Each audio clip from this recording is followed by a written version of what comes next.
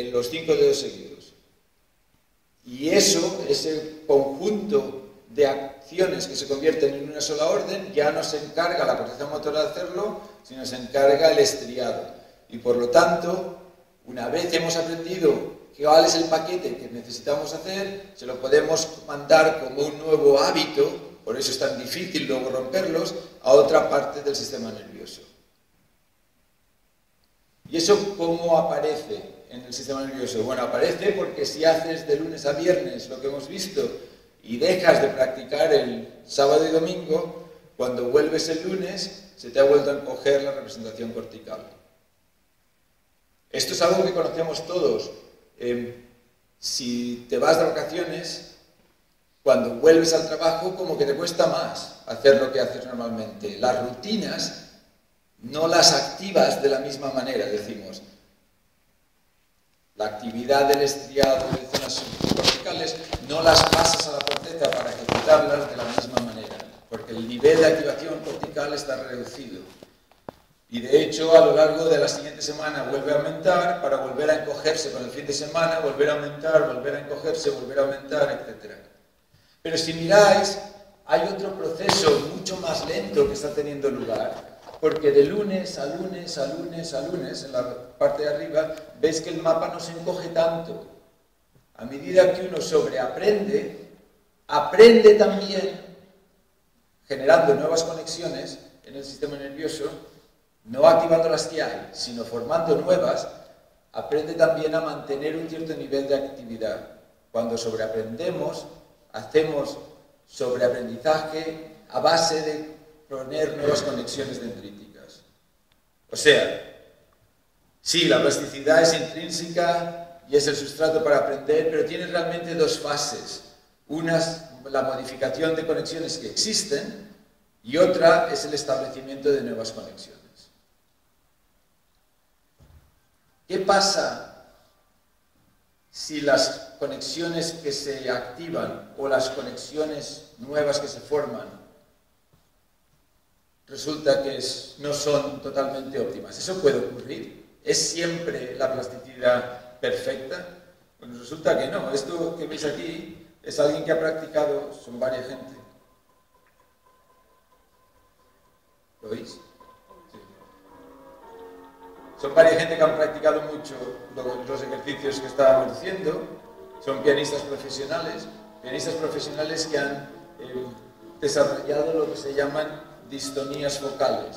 Si miráis con cuidado, veréis, déjame que vuelva a empezar, veréis que se le levantan sin querer, son distintos ejemplos, pero se levantan sin querer ciertos dedos en momentos concretos. Aquí se le está levantando involuntariamente el cuarto dedo. Aquí se le están encorvando el tercero y cuarto dedo. ¿Lo veis? Como se le pone como una especie de garra a la mano. Aquí se le está disparando el dedo medio.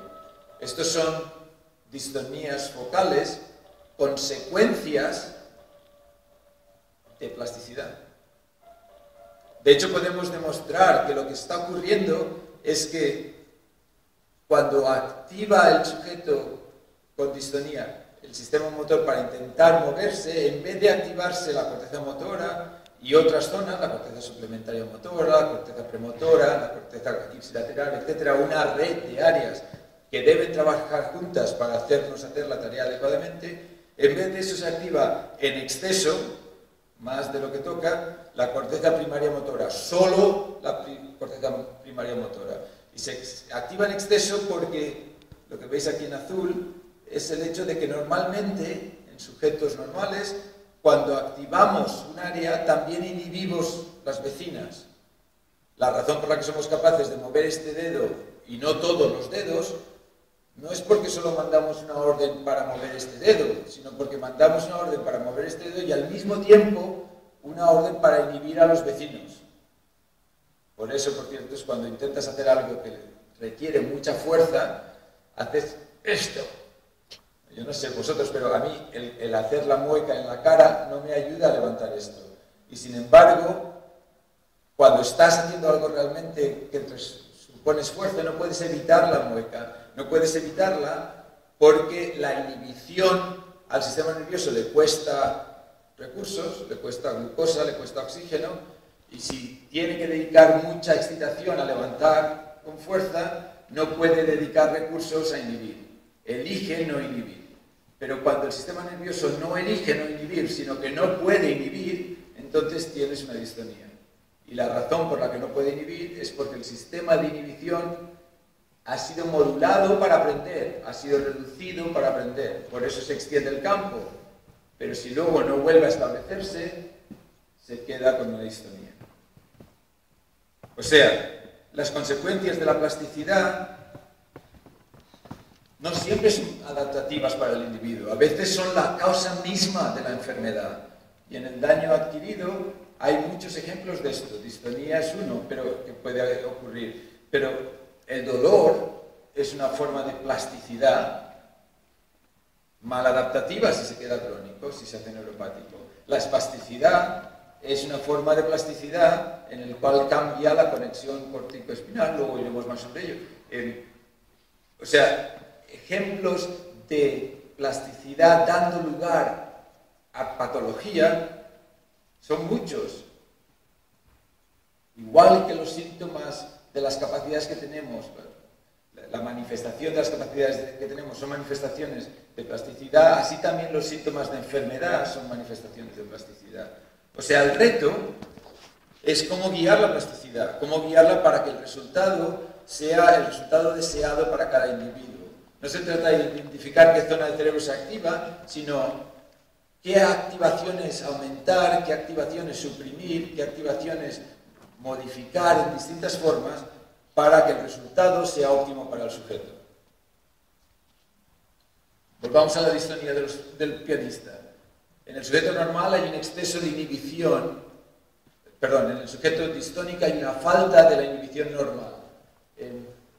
¿Ves la falta de color azul en la resonancia? Y el normal tiene la inhibición, el distónico es todo activación.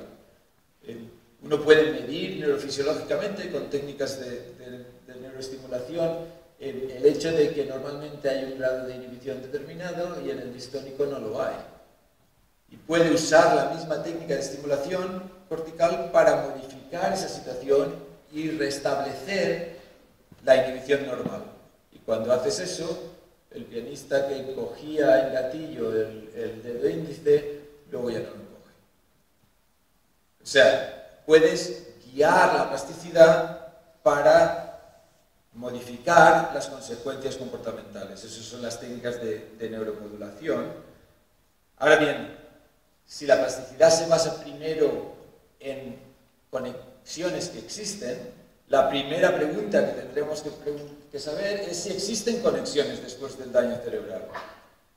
Si uno tiene un infarto cerebral, como veis aquí, un infarto lacunar, y desconecta la corteza motora de la mano por lesión de todas las vías piramidales, entonces es como si tú vives en Valencia y vienes a dar una conferencia a Castellón.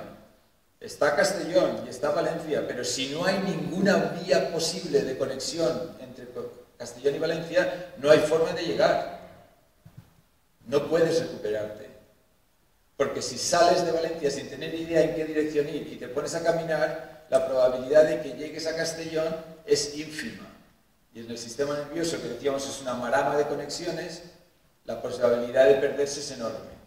Ahora bien, si lo que ocurre es que no quedan casi conexiones, pero hay una carretera comarcal que hace 200 vueltas, pero llega a Castellón, entonces el sistema nervioso es capaz de usar esa vía para reencontrar las conexiones. Y lo llamativo del sistema nervioso es que puede, una vez usada esa vía, hacerla eventualmente una autopista. Puede modificarla y de hecho la modifica y crear un nuevo hábito.